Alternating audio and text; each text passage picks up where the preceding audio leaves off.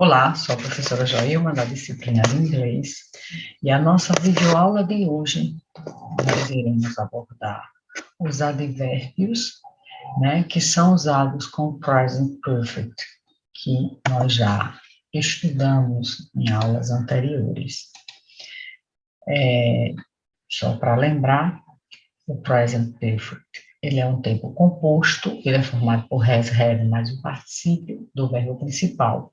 E ele expressa três tipos de ações.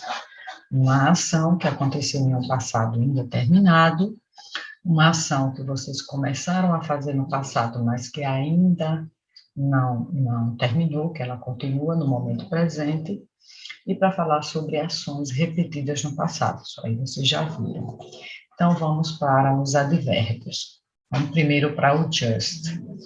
O just é um advérbio, ele significa já, certo? E ele é usado em frases afirmativas, entre has, have, mais o particípio do verbo. Então, ele vai ficar sempre depois de has ou de have, tá? E quando nós usamos ele em uma frase afirmativa, a gente vai falar que a ação acabou de ser feita, acabou de acontecer, né? They have just arrived, eles acabaram de chegar. She has just left, she has, né? Ela acabou de sair. O already também significa já, e também é usado em frases afirmativas. Mas qual a diferença, então, entre o just e o already, que eles são usados, os dois são usados em frases afirmativas depois de has ou have? A diferença está no seguinte: quando nós usamos o just, a gente diz que a ação acabou de ser feita. Quando a gente usa o already, a gente diz que a ação já foi feita. Há um tempinho já que ela aconteceu. Então, quando eu digo they have already arrived, eles já chegaram. É diferente de just, que just ele acabou de chegar, uma ação que acabou de ser feita. Tá? Outra coisa também, o already, ele pode acontecer dele vir uma frase interrogativa, mas quando nós usamos o already em uma frase interrogativa, isso significa que a gente foi surpreendido, a gente ficou surpreso com determinada ação. Deixa eu dar um exemplo para ver se vocês entendem. Vamos supor que os pais de vocês viajaram e o retorno dele estava para amanhã, né? Eles iriam chegar amanhã. Só que aconteceu alguma coisa e eles chegam em casa hoje. Então, você se surpreende. Não, você não viria amanhã e chegou hoje. Então, é nesse sentido que usa o already, quando a gente se surpreende com alguma ação. O yet é o mais fácil. O yet significa já ou ainda não. O yet, ele é usado em final, somente em final de frases negativas e interrogativas, tá? Então, em frase interrogativa, ele é usado no final, a tradução dele vai ser já.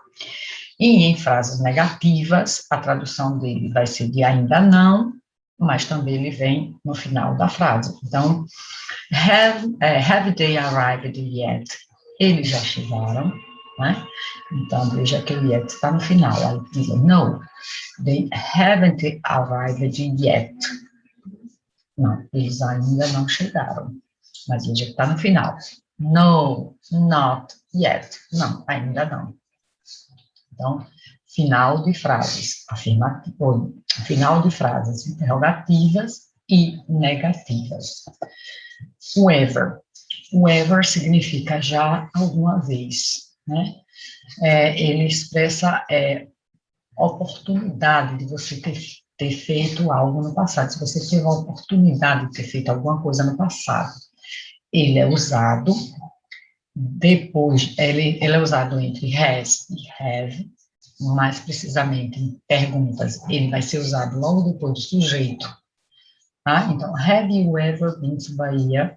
Você já foi, né? Você já foi à Bahia, quer dizer, você já teve a oportunidade de ir à Bahia.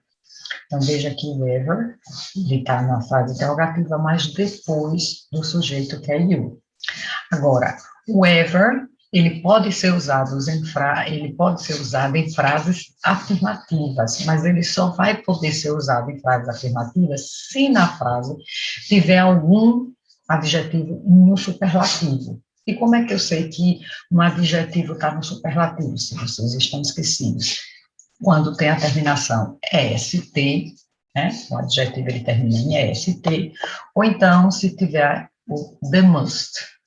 Então, he is the greatest artist the world have ever had. Então, ele é o maior artista que o mundo já teve. Então, eu só usei o ever, depois do have e have na afirmativa, porque aqui tem um superlativo que é o greatest. Tá? O never. O never significa nunca. E ele é usado em frases de sentido negativo. Então, o ever, ou o never, ele é usado em uma frase afirmativa. Agora, quando a gente introduz ele na frase afirmativa, a frase passa a ter sentido negativo. E ele também é usado entre has, have e o particípio do verbo. Então, quando eu uso o never, não pode vir na frase o not, que é não pode vir without, que é sem, e não pode vir, só not e without, não pode vir. Então, I have never been to Bahia, quer dizer, eu nunca fui à Bahia. Se eu tirasse o never aqui, essa frase, I have been to Bahia, estaria na afirmativa. Então, se eu usasse o just, eu diria que eu acabei de ir à Bahia. Se eu colocasse o already, eu ia dizer que eu já fui à Bahia. E eu colocando o never, eu estou dizendo que eu nunca fui à Bahia. Tá? Esses são os advérbios. Agora, vamos falar sobre os sims, as preposições, são preposições, o fim, os sims e o for. Todas as vezes que em uma frase a gente encontra sims e for, ele está falando de uma ação iniciada no passado, mas que ainda não terminou, que ainda continua, como é o caso de vocês, começaram a estudar lá no passado, mas até hoje vocês estão estudando. Okay? E o que é que significa sims? Sim significa desde. E ele é usado diante de uma data ou momento em que a ação aconteceu. Então, I have lived in Rio since 1988. Então, eu moro no Rio desde 1988. Então, isso significa que até hoje eu moro lá, tá? E o for? O for significa a, X tempo, durante, seguida da quantidade de tempo decorrida desde que a ação começou.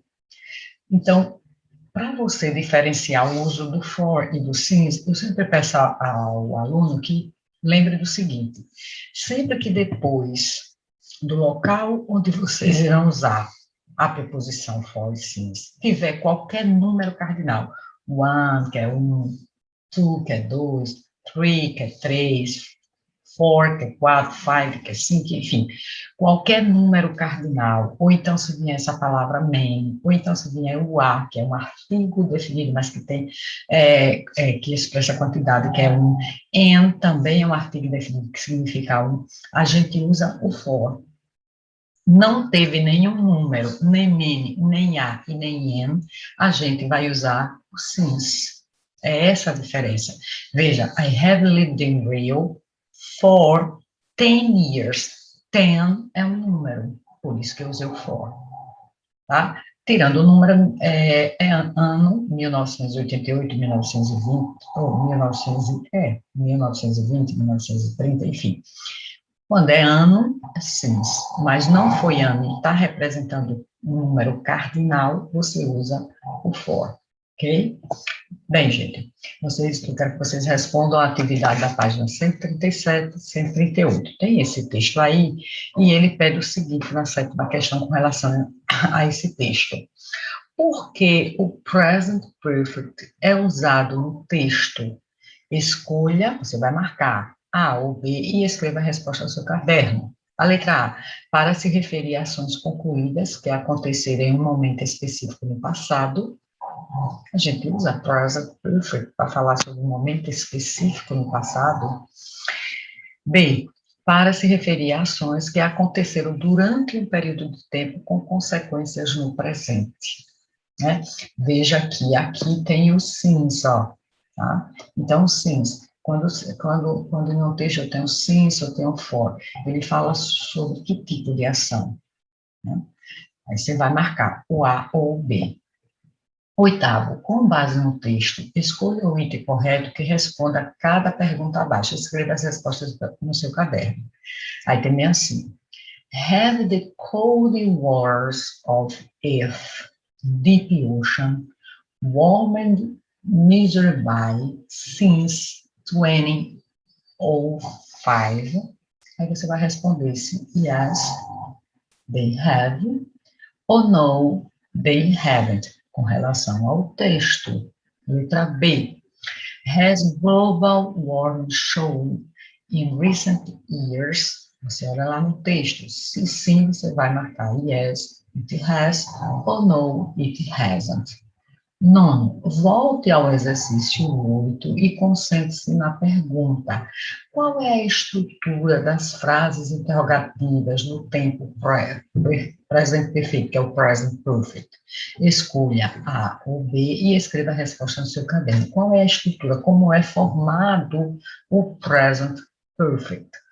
Letra A, have ou has, mais o subject, mais o past participle, ou frases interrogativas, tá? Frases interrogativas. Ou é B, subject, has ou have, mais o past participle. Então, você marca, ele quer saber a forma interrogativa, qual é a estrutura da forma interrogativa no present perfect, tá?